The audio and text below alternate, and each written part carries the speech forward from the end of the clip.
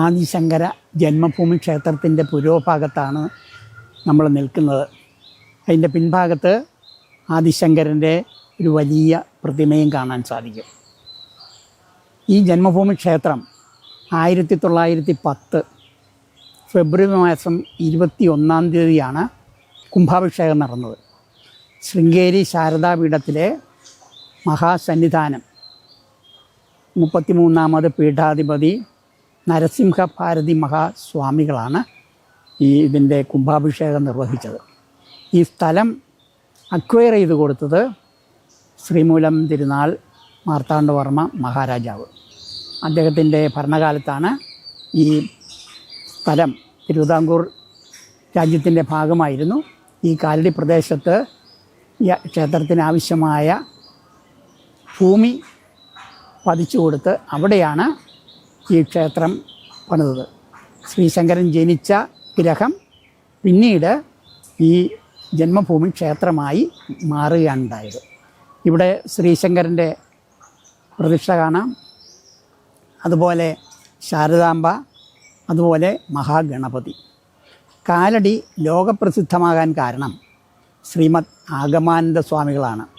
1936 ശ്രീമദ് ആഗമാനന്ദ സ്വാമികൾ കാലടിയിൽ ശ്രീരാമകൃഷ്ണ അദ്വൈതാശ്രമം സ്ഥാപിച്ചു. അദ്ദേഹത്തിൻ്റെ ശ്രമഫലമായാണ് ശ്രീശങ്കര വിരചിത ഭാഷ്യങ്ങളും തത്വങ്ങളും സാധാരണക്കാർക്ക് മനസ്സിലാക്കാനുള്ള അവസരം ഉണ്ടായത് ആഗമാനന്ദ സ്വാമികളുടെ പ്രവർത്തനം മൂലമാണ്. അതുപോലെ ശ്രീശങ്കര ജയന്തി ജനകീയമായിട്ട് എല്ലാ വിഭാഗം ആളുകളെയും പങ്കെടുപ്പിച്ചുകൊണ്ട് ശ്രീശങ്കര ജയന്തി അദ്ദേഹം തുടങ്ങിയത് 1936 ആശ്രമ സ്ഥാപനത്തോടു കൂടിയായിരുന്നു. തുടർന്ന് എല്ലാ വർഷവും ശ്രീശങ്കര ജയന്തി വലിയ പരിപാടികളോടെ ആധ്യാത്മികവും അതുപോലെ സാംസ്കാരികവുമായിട്ടുള്ള പ്രഗത്ഭരെയും പ്രശസ്തരെയും പങ്കെടുപ്പിച്ചുകൊണ്ടുള്ള പരിപാടികൾ ഇദ്ദേഹം തുടർന്നു പോരുകയാണ്. ആ ദൗത്യമാണ് ആദിശങ്കര ജന്മദേശ വികസന സമിതി സ്വർഗീയ പരമേശ്വർജിയുടെ നിർദ്ദേശപ്രകാരവും ആഗ്രഹപ്രകാരവും തുടങ്ങിയത്. 2004 മുതൽ ശ്രീശങ്കര ജയന്തി കാലടിയിൽ വളരെ ഭംഗിയായിട്ട് ആഘോഷിച്ചു വരുന്നു.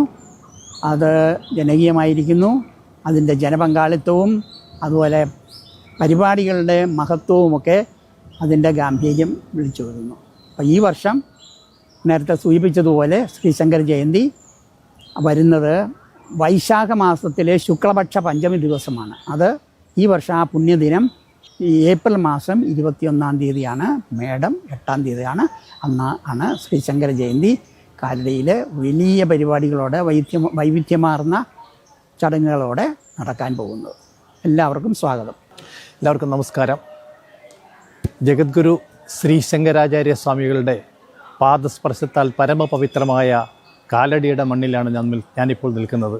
കാലടി ആദിശങ്കര ജന്മദേശ വികസന സമിതിയുടെ ആഭിമുഖ്യത്തിൽ കാലടിയിൽ എല്ലാ വർഷവും നടന്നു വരുന്ന ശ്രീശങ്കര ജയന്തി മഹോത്സവത്തെക്കുറിച്ച് അല്പം സംസാരിക്കാം.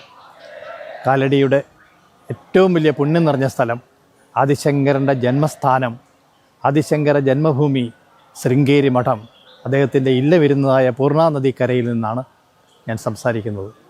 കഴിഞ്ഞ 22 വർഷമായി കാലടിയിലെ ആദിശങ്കര ജന്മദേശ വികസന സമിതിയുടെ ആഭിമുഖ്യത്തിൽ ശ്രീശങ്കര ജയന്തി മഹോത്സവം, ലോകം കണ്ട ഏറ്റവും വലിയ തത്വജ്ഞനായ ജഗദ്ഗുരു ശ്രീശങ്കരൻ്റെ മഹോത്സവം, ജയന്തി മഹോത്സവം വളരെ ഗംഭീരമായ രീതിയിൽ നാം ആഘോഷിച്ചു വരുന്നു. ഈ വർഷവും ഈ വരുന്ന ഈ മാസത്തിലെ മെയ് 19, 20, 21 എന്നീ തീയതികളിൽ 3 ദിവസം നീണ്ടു നിൽക്കുന്ന മഹോത്സവ പരിപാടികളാണ് നാം ആസൂത്രണം ചെയ്തിരിക്കുന്നത്. 21-ാം തീയതിയാണ് ശ്രീശങ്കര ജയന്തി മഹോത്സവം. ഈ ശങ്കര ജയന്തിയുടെ ആഘോഷത്തിൻ്റെ തുടക്കം കുറിച്ചുകൊണ്ട് ഈ കേരളത്തിലെ മിക്ക ജില്ലകളിൽ നിന്നുള്ള വിദ്യാർത്ഥികളെ പങ്കെടുപ്പിച്ചുകൊണ്ട് കഴിഞ്ഞ ഏപ്രിൽ 3-ാം തീയതി ആദിശങ്കര ജന്മദേശ വികസന സമിതിയുടെ ആഭിമുഖ്യത്തിൽ ഒരു അഖില കേരള സ്തോത്ര ആലാപന ശ്രീശങ്കര സ്തോത്ര ആലാപന മത്സരം നടത്തുകയുണ്ടായി. ഏതാണ്ട് 300ഓളം വിദ്യാർത്ഥികൾ നമ്മുടെ എല്ലാ ജില്ലകളിൽ നിന്നുള്ള റെപ്രസെൻറ്റേഷൻ ഉണ്ടായിരുന്നു. ഈ മത്സരത്തിൽ പങ്കെടുക്കുകയും ശങ്കരകൃതികൾ പഠിക്കുകയും ഇവിടെ വന്ന് രക്ഷിതാക്കളോടൊപ്പം വന്ന് ഏതാണ്ട് 500ഓളം പേര് മൊത്തം പങ്കെടുത്ത ഒരു മഹാപരിപാടിയായിരുന്നു അത്. കാലടി ശ്രീകൃഷ്ണസ്വാമി ക്ഷേത്രം, ആദിശങ്കര കുലദേവതാ ക്ഷേത്രമായ കാലടി ശ്രീകൃഷ്ണസ്വാമി ക്ഷേത്രത്തിൽ വെച്ചായിരുന്നു ഇതിൻ്റെ മുഖ്യവേദി.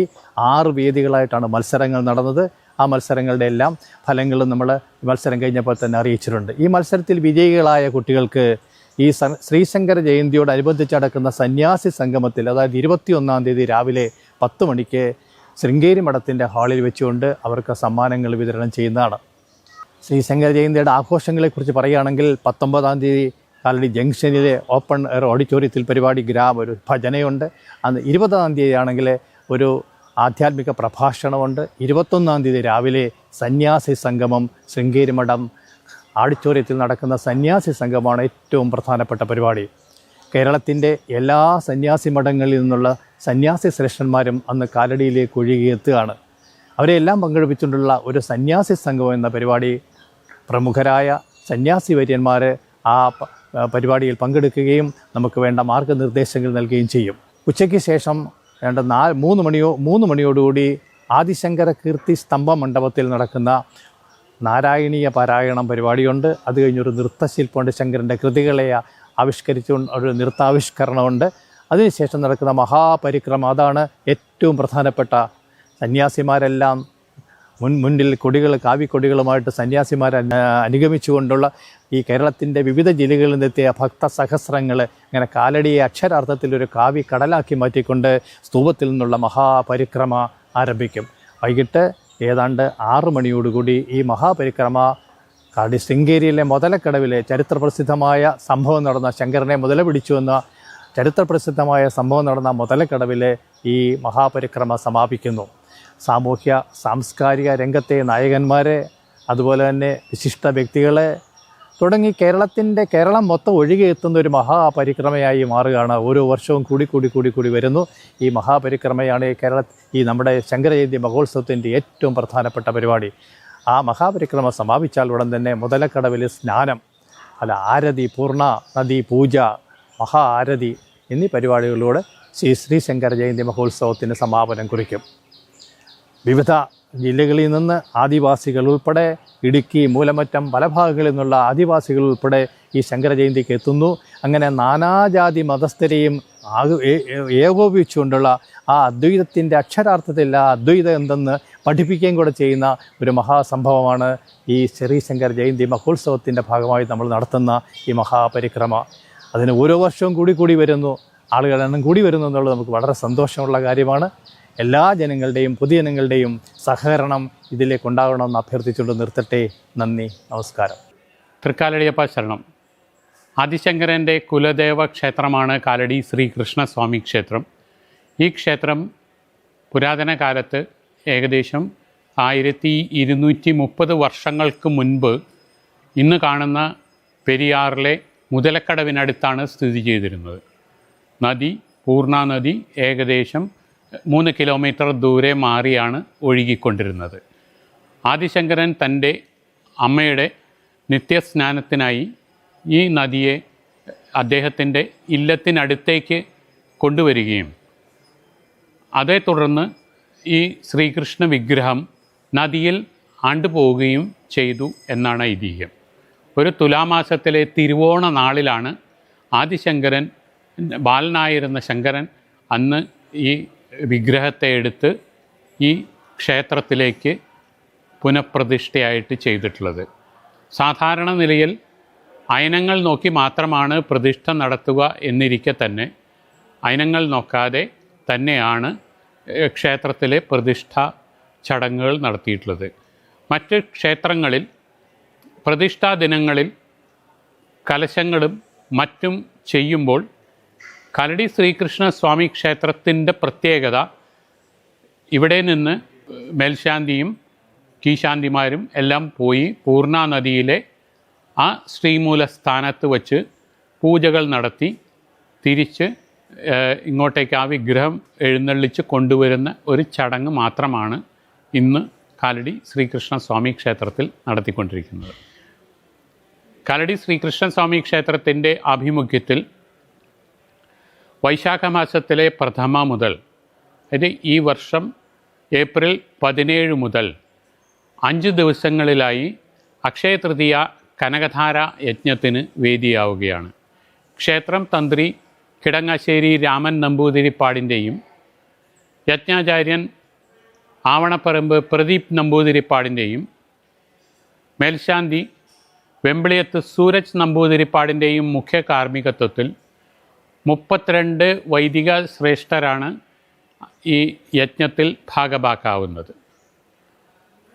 പ്രത്യേകം തയ്യാറാക്കിയ ഈ യജ്ഞമണ്ഡപത്തിൽ വച്ചിട്ട് 32 വർഷമാണ് ശ്രീ ശങ്കരാചാര്യ സ്വാമികൾ ജീവിച്ചിരുന്നത് എന്നുകൊണ്ട് തന്നെ 32 ആചാര്യ ശ്രേഷ്ഠർ 10,008 ആവർത്തി കനകധാരാ സ്തോത്രം ജപിച്ച് പവിത്രമാക്കുന്ന സ്വർണം, വെള്ളി, പഞ്ചലോഹ നെല്ലിക്കകളും കനകധാര മഹാലക്ഷ്മി യന്ത്രങ്ങളും ഈ ക്ഷേത്രത്തിൽ നിന്ന് അക്ഷയതൃതീയ ദിനമായ ഏപ്രിൽ 19 ഞായറാഴ്ച രാവിലെ 9 മണി മുതൽ വിതരണം ആരംഭിക്കുന്നതുമാണ്.